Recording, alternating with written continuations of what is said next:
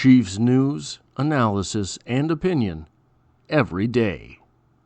One thing for which I don't think Brett Veach gets nearly enough credit is his ability to rebuild position groups on the roster and rebuild position groups on the roster through the NFL draft in particular, which is notably exceptional because Brett Veach doesn't pick before like 29th each year, right? The Chiefs have been to 7 consecutive AFC championship games, and once you get to the championship game, that means you have one of the last 4 picks in every round of the NFL draft. And I wanted to take a moment today to look at the wide receivers for the Kansas City Chiefs because obviously this has been a point of consternation for the Chiefs and Chiefs Kingdom for the past couple of years, but really, it's easy to forget that the only reason that the Chiefs struggled at wide receiver last year, presumably, is injuries. Hollywood Brown, once he returned, looked functional. I mean, maybe he wasn't beating the world and didn't do a whole lot in the playoffs, didn't do a whole lot in the Super Bowl, but he showed out at times that he could still be the guy that he has been in the NFL. He wasn't there the whole season.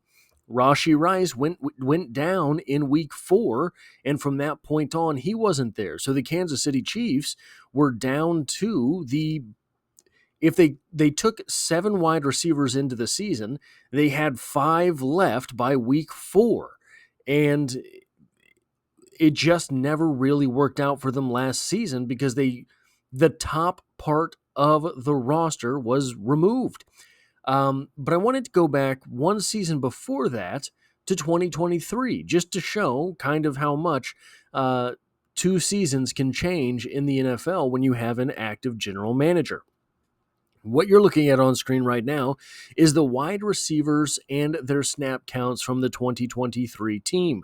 The notable leader there is Rashee Rice. This was his rookie season. He took 622 snaps. One thing that I had never put together until I got this graphic, until I went and checked the 2023 wide receiver snap counts, 2 years in a row. This means 2 years in a row, a rookie led the wide receivers in snap counts. Last season, it was Xavier Worthy. So Xavier Worthy and Rashee Rice in consecutive seasons led the Chiefs in snap counts. Rookie wide receivers led the Chiefs in snap counts en route to a Super Bowl. That is an incredible statistic. I was not ready for that. But you look at those snap counts in front of you. 2023, Marquez Valdes-Scantling was second with 618 snaps. You then had Justin Watson with 536 snaps. Then you're moving down to Sky Moore at 495 snaps. Justin Watson played himself off of the team last year. Sky Moore, I believe, is playing himself off of the team this year. Marquez Valdes-Scantling played himself off of the team last year. So you're looking at, of the top 4 wide receivers from 2023, 3 of them are gone due to non-performance. And it's easy to say, well, yeah, but Brett Veach acquired those guys too, right? So if he's so brilliant, why is he getting Marquez Valdes-Scantling, Sky Moore, Justin Watson on the roster, period? Kadarius Toney, Richie James, Montrell Washington, all of these guys, why did they have Chiefs helmets in the first place? I think that it's just as simple as the question itself. The Chiefs have to have 53 guys on the roster. They're drafting 30th, 31st, 32nd every season. There's going to be bubbles on the roster that burst. And the wide receiver position was one of them.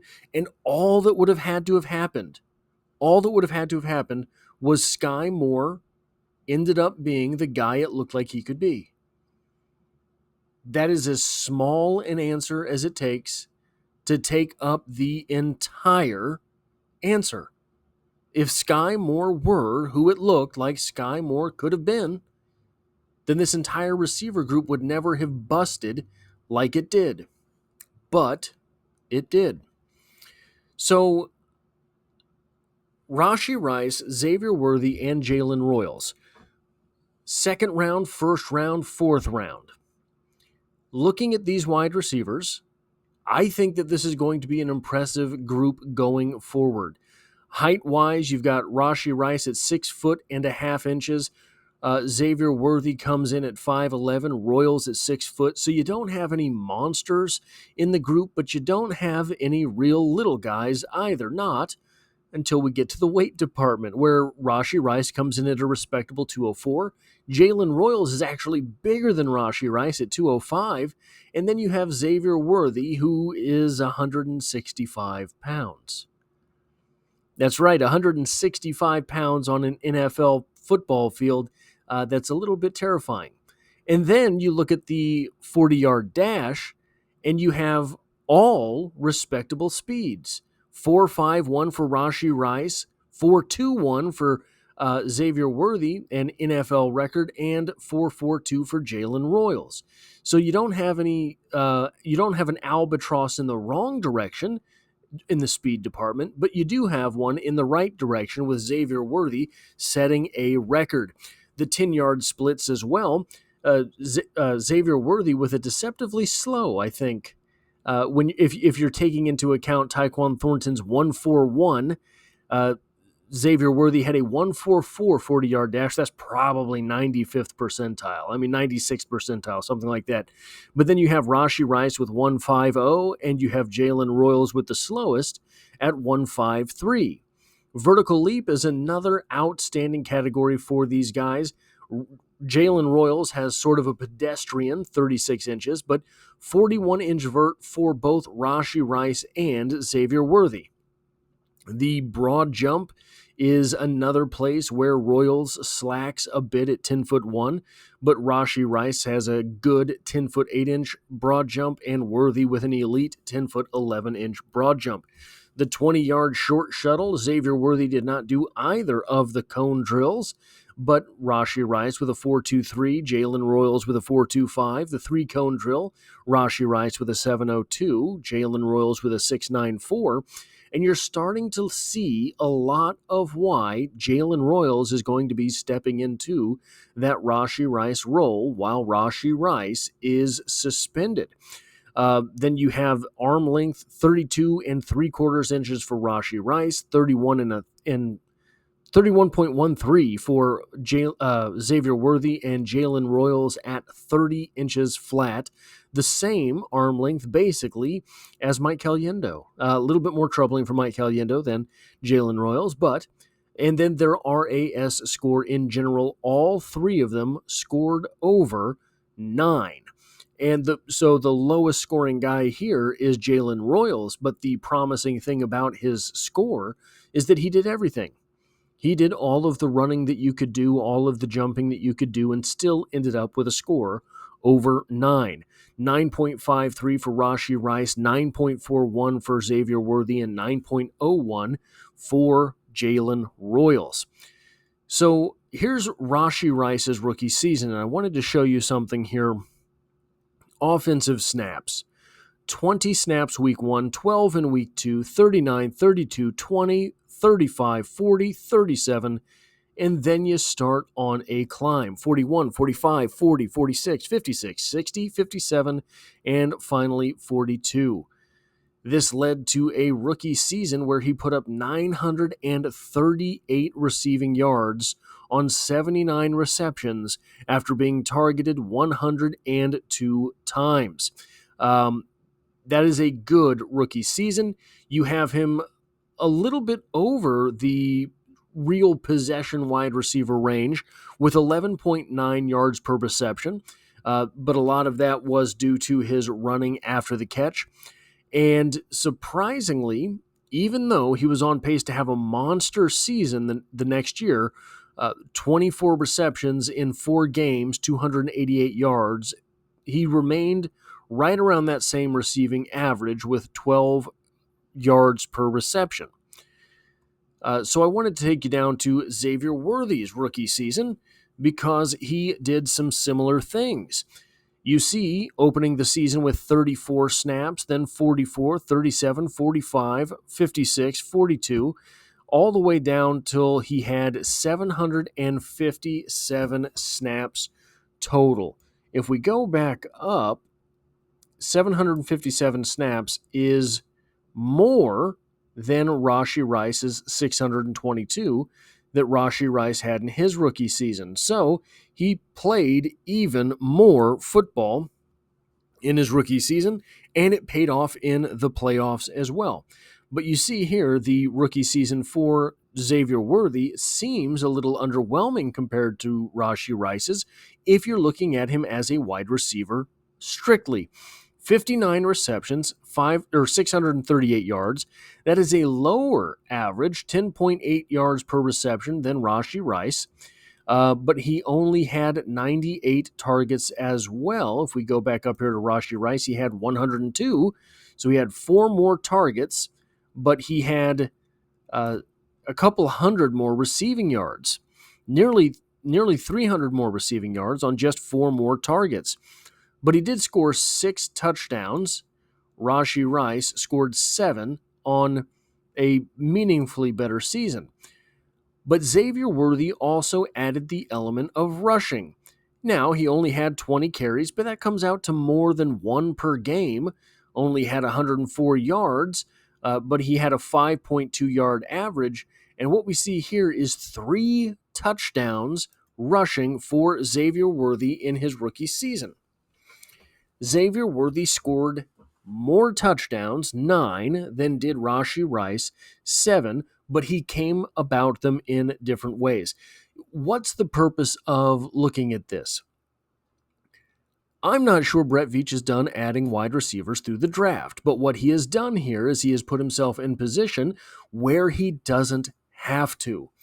I'm not sure Brett Veach is done drafting offensive linemen, but what he's done is he's put himself in position where he doesn't have to. The Chiefs have maybe a glaring hole on their offensive line at right tackle. It looks like Kingsley Suamataia is going to be doing just fine at left guard. It looks like Joshua Simmons might be the answer at left tackle. So they have Jalen Moore and Jawan Taylor to get it figured out at right tackle. Both of them are signed for the next 2 years. I don't think Jawan Taylor will be here for 2 years. I think he will be gone after this season. But they have the flexibility there that they will have answers.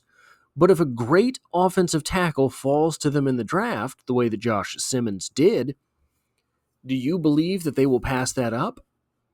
I do not.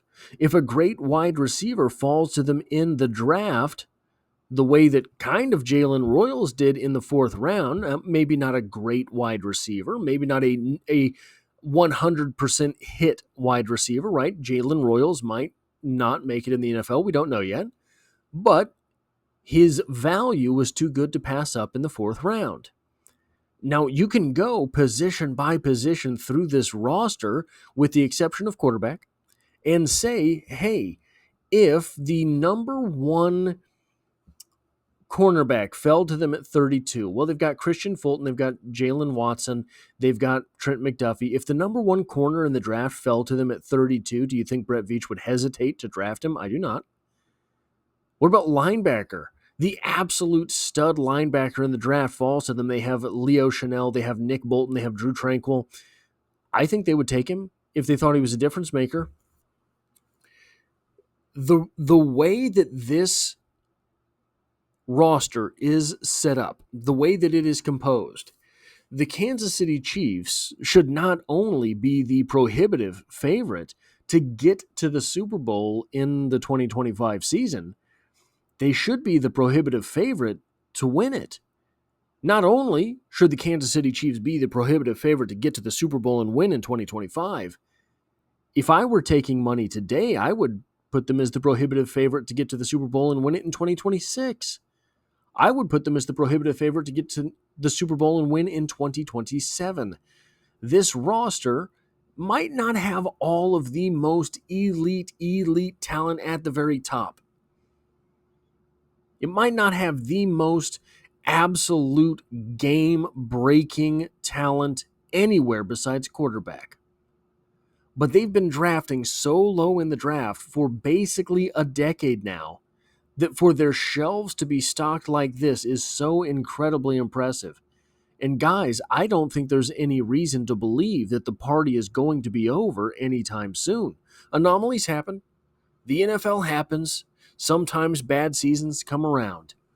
But if last year, on a number one schedule, with your top 2 wide receivers gone, with your number 1 running back gone, with your left tackle position never getting figured out, with the defense taking a step back, with injuries everywhere, injuries at cornerback, if that wasn't the year, what is it going to take?